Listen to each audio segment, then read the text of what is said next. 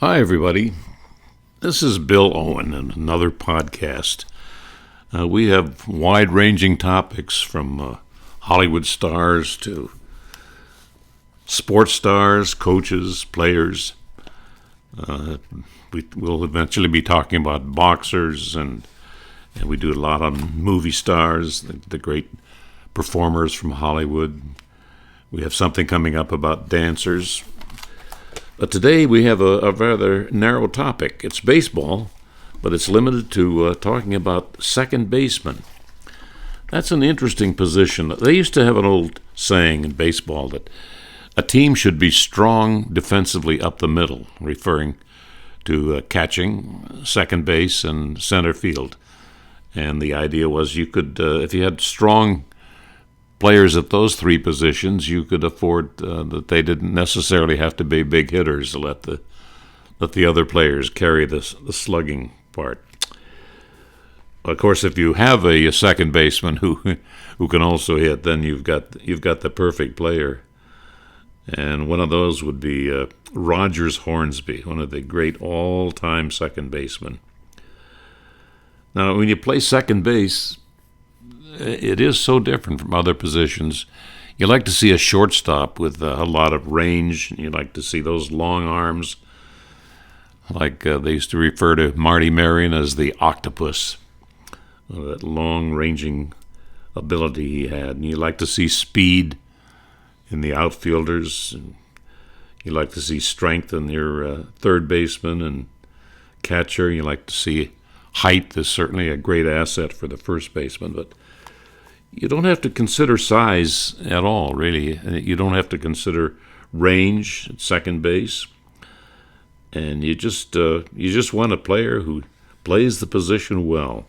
You could be small, of course, and you don't have to hit, as Roger Hornsby did. However, in fact, he set the all-time National League record for batting average in a season at .424 in 1924. It's kind of neat, easy to remember, .424 in 1924. Like, I never have trouble thinking of Roger Maris, 61 in 1961. So Rogers Hornsby, he carried a big bat in addition to a wonderful glove at second base. He was also a manager of 6 different teams. He was the most valuable player with the Cardinals, with the Cubs. He was nicknamed the Raja, obvious a play on his first name, Rogers.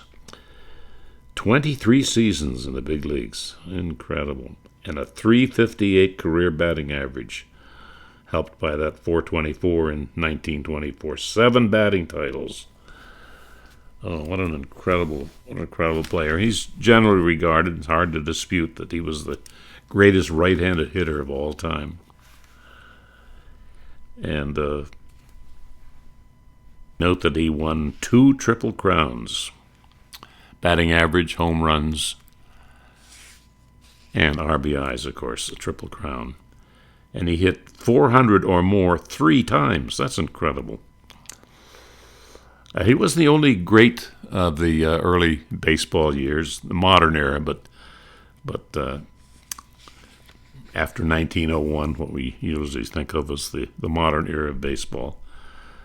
The Frenchman, they called him Napoleon Lajoie, Lajoie. A lot of people mispronounce his name over the years, but here's another great one. 5 times American League batting champion, .339 career.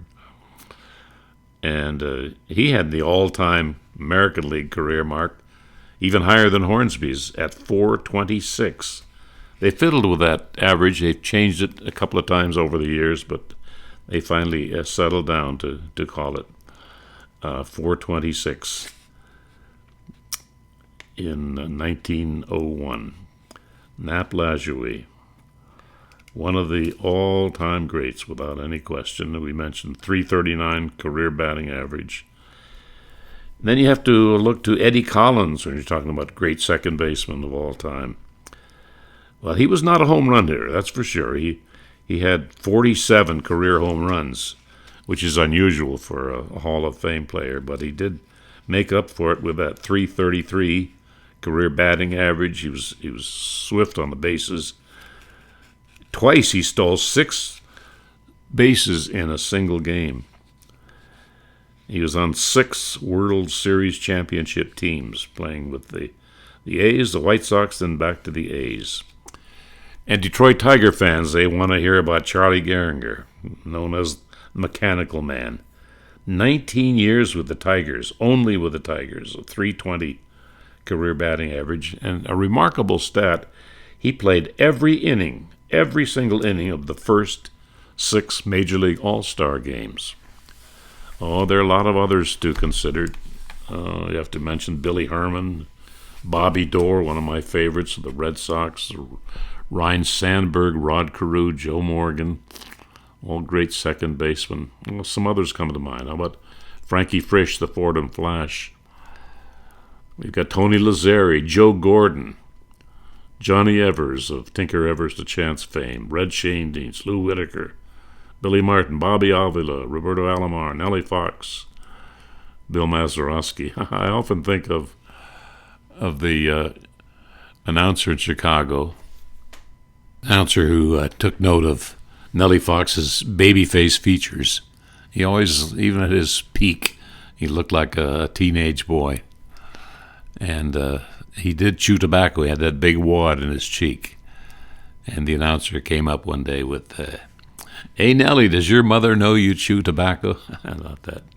Bill Mazeroski, did we mention him hitting that famous home run for the Pirates to win the World Series game?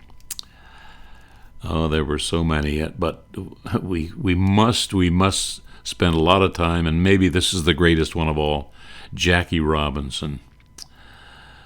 Jackie had such an impact on the sport. He opened the way for other black players. That's certainly a factor to be considered for his greatness. But he was a great player. Forget the racial makeup. Without doubt, compiled a career .311 batting average. He was a leader on the field. And as most of you know, he was a great all-around athlete, becoming the first person to earn varsity letters at UCLA in 4 sports. That would be baseball, football, basketball, and track. He often said that his brother Mac was an even better athlete, and he was an Olympic star, Mac Robinson. In 1939, Jackie Robinson led the nation in punt return average, and the following year led his team, the Bruins, in rushing, passing, total offense, and scoring. A one-man wrecking machine. He was also a talented tennis player. He could do it all, in other words. But, there's our list. You can put Jackie at the top if you like. I'll give you no argument. You could put Rogers on top, or Eddie Collins, Rogers Hornsby, or Eddie Collins, or Dap Lajoie, or Charlie Gehringer, or maybe some of the others, like Red Schoendienst, or Tony Lazzeri, Frankie Frisch. He would certainly get some votes if you're talking about the greatest. But there you have a look at second baseman of baseball. Well, this is Bill Owen signing off for now, and we'll be back eventually with another podcast, and who knows what the topic will be. It might be U.S. presidents or scientists or philosophers, dancers, movie cowboys, Hollywood actresses and actors, fictional detectives, military leaders. We have a wide range of topics, and we'll look forward to being with you another time. Bye-bye.